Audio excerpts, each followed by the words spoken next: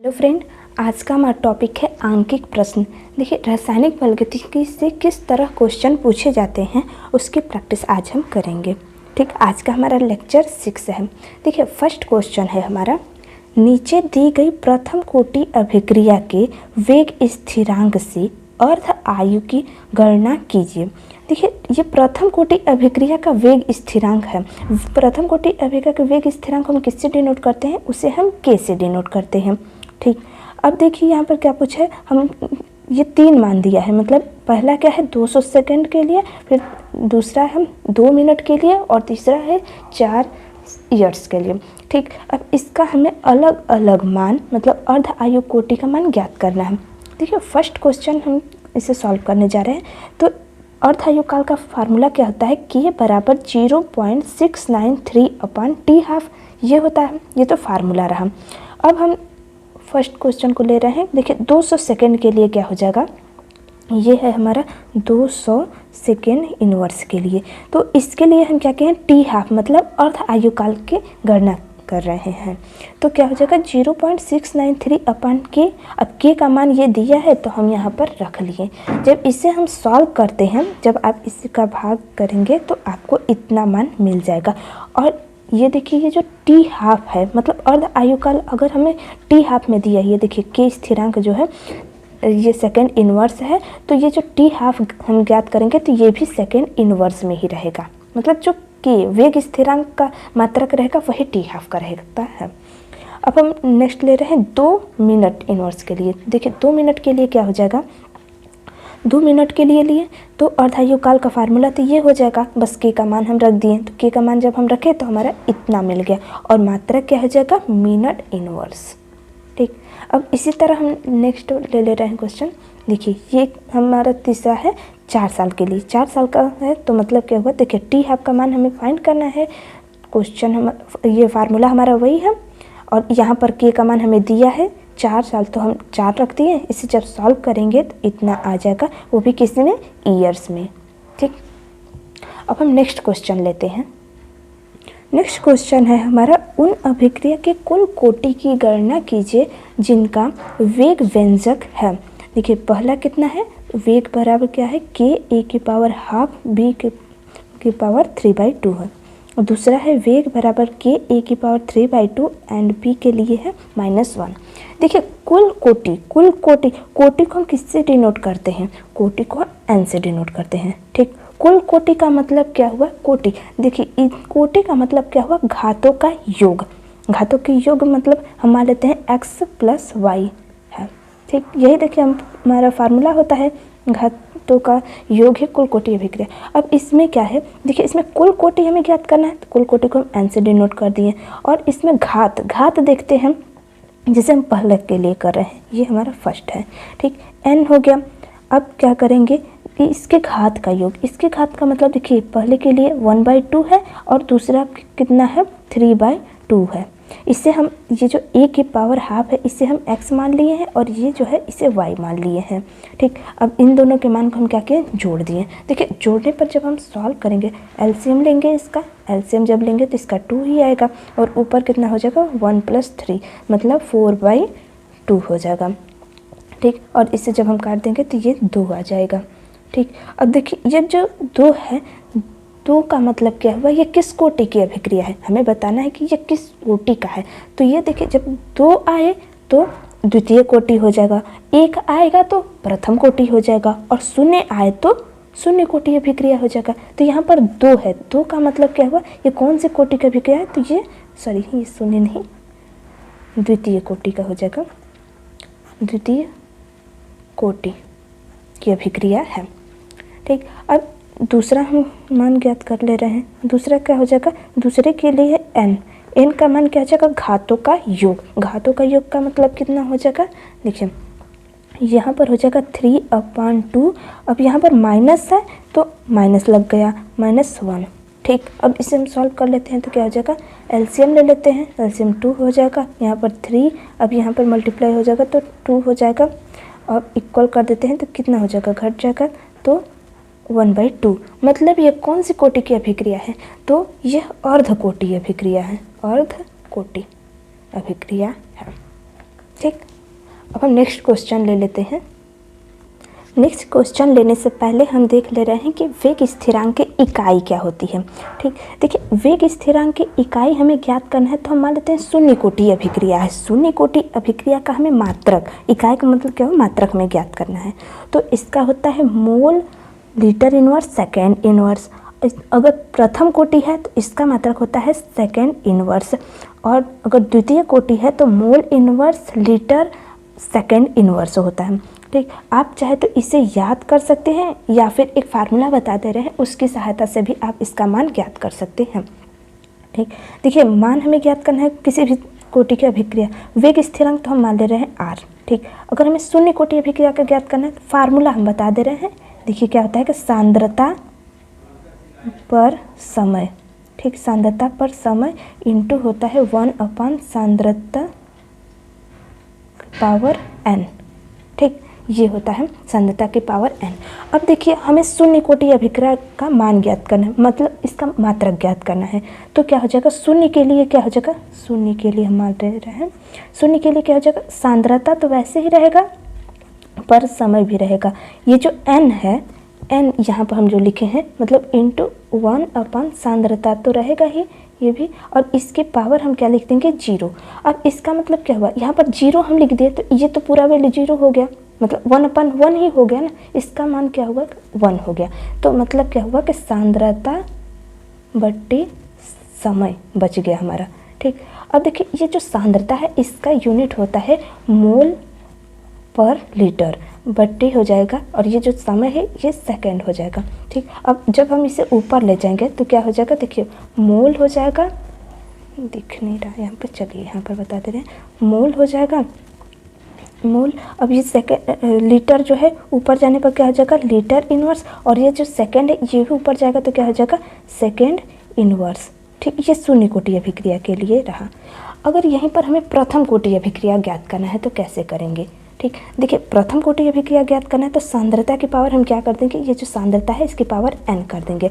मतलब क्या हो जाएगा, यहाँ पर देखिए यहाँ पर मोल पर लीटर बट्टी सेकेंड हो जाएगा, और यहाँ पर भी सांद्रता की पावर 1 है तो मतलब मोल पर लीटर हो जाएगा। अब देखिए मोल पर लीटर कट जाएगा, बट्टे सेकेंड बचेगा, मतलब जब हम इसे ऊपर ले जाएंगे तो यहाँ पर क्या हमें मिल जाएगा, सेकेंड इनवर्स मिल जाएगा।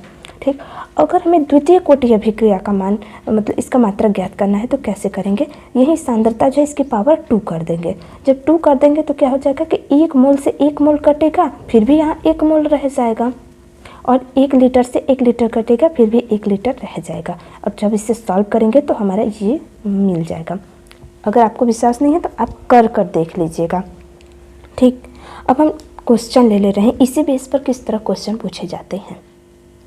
देखिए नेक्स्ट क्वेश्चन है हमारा, निम्नलिखित वेग स्थिरांक में अभिक्रिया की कोटि की पहचान कीजिए।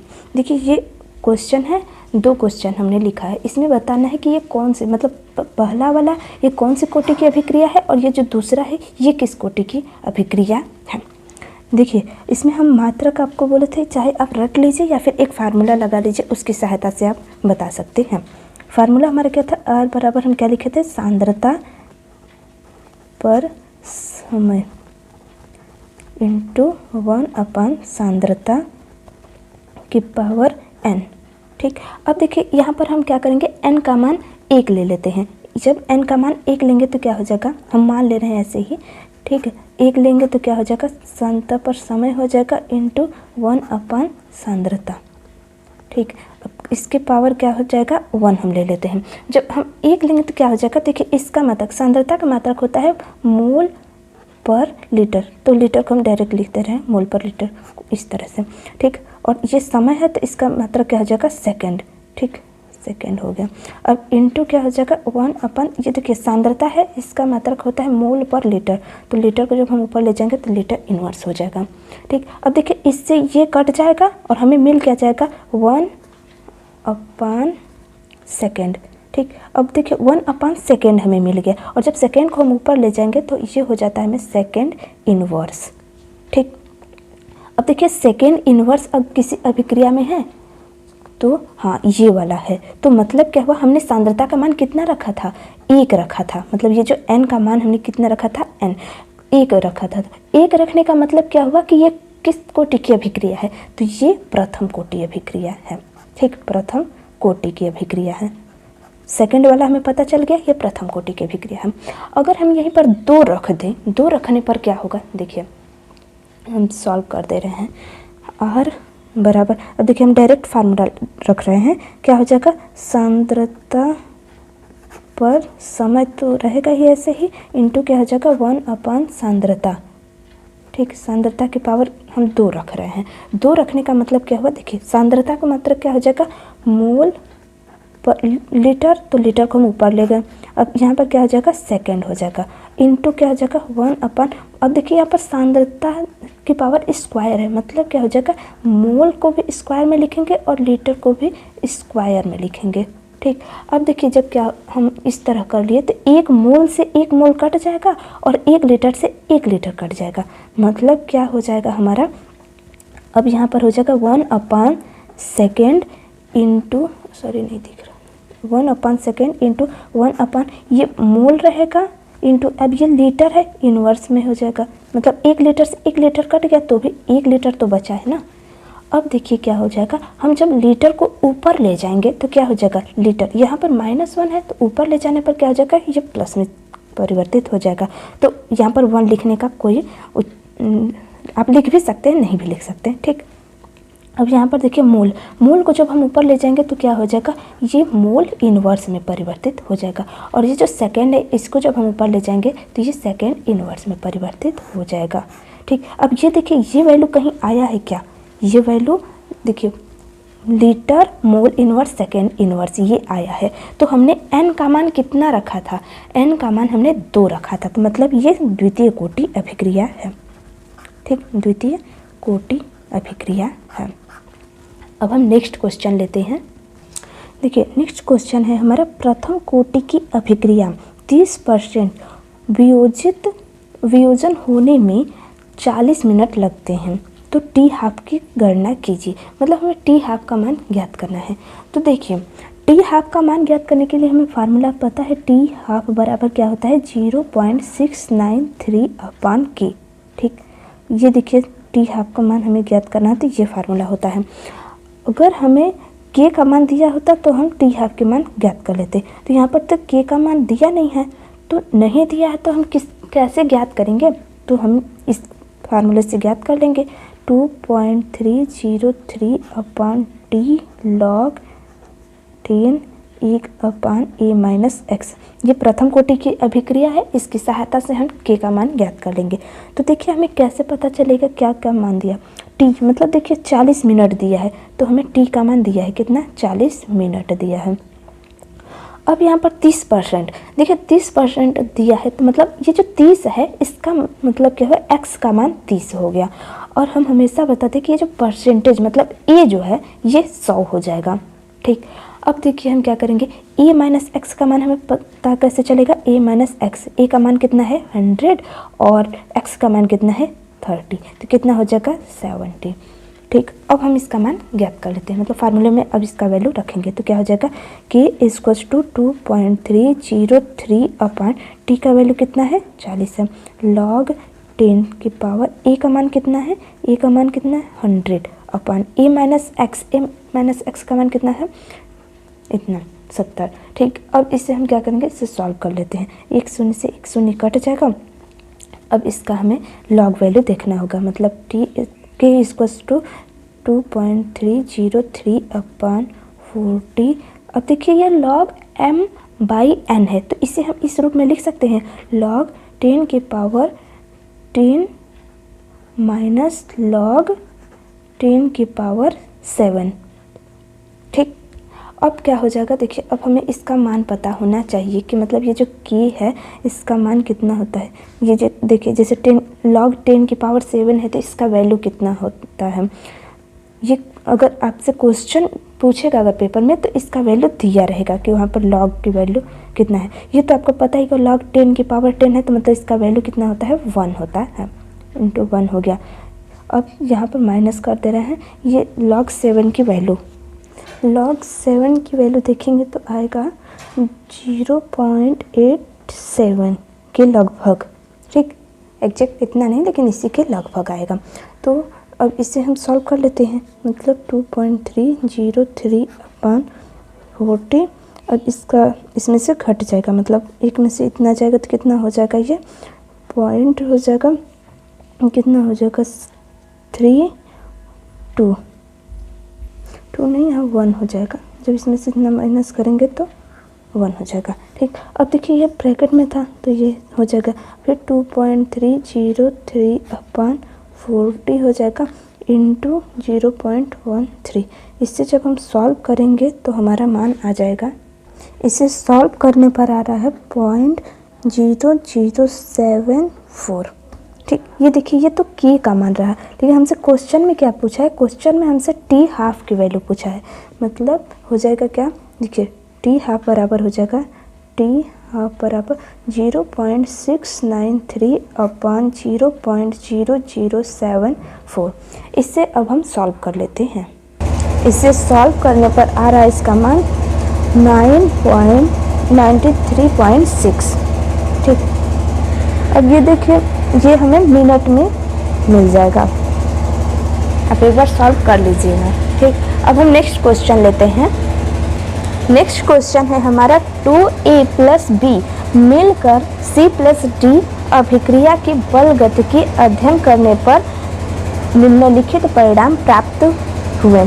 अभिक्रिया के लिए वेग नियम तथा वेग स्थिरांक ज्ञात कीजिए। देखिए इतना बड़ा क्वेश्चन देख के डरिए मत, क्योंकि इस तरह क्वेश्चन जितने ही लंबे होते हैं ना, इसको सॉल्व करना बहुत ही सिंपल है। मुश्किल से 4 या 5 लाइन का ये क्वेश्चन है, 4-5 लाइन का अगर सॉल्व किया जाए अच्छे से तो ये 3 लाइन का क्वेश्चन है बस, इसको सॉल्व करना, ठीक। देखिए ये क्या है, ये ए का वैल्यू दिया है, ये बी का वैल्यू दिया है, और ये डी के विचलन का प्रारंभिक वेग जो है इतना है। हमें क्या पूछा है, हमसे क्या पूछा है कि अभिक्रिया के लिए वेग नियम तथा वेग स्थिरांक ज्ञात कीजिए। देखिए हम क्या करते हैं, इससे पहले कैसे सॉल्व करते हैं, पहले आप क्वेश्चन ध्यान से देख लीजिए फिर हम सॉल्व करते हैं, ठीक। अब हम क्वेश्चन सॉल्व करते हैं। देखिए रिएक्शन क्या दिया है, 2a + b मिलकर ये क्या करेंगे, c, ये b है, c + d बना रहे हैं। तो r बराबर क्या हो जाएगा, r बराबर k × a, ये जो 2 है इसके पावर हो जाता है, और ये b, ठीक। हम इस पावर को, मतलब ये जो 2 है इसको हम x मान ले रहे हैं और इसको हम y मान ले रहे हैं, ठीक। अब देखिए हमें x और y का मान ज्ञात करना है। जब इस तरह हमें ये जो क्वेश्चन है दिया है तो हमें इस तरह मतलब x और y का मान ज्ञात करना है, तो बहुत ही सिंपल तरीका है।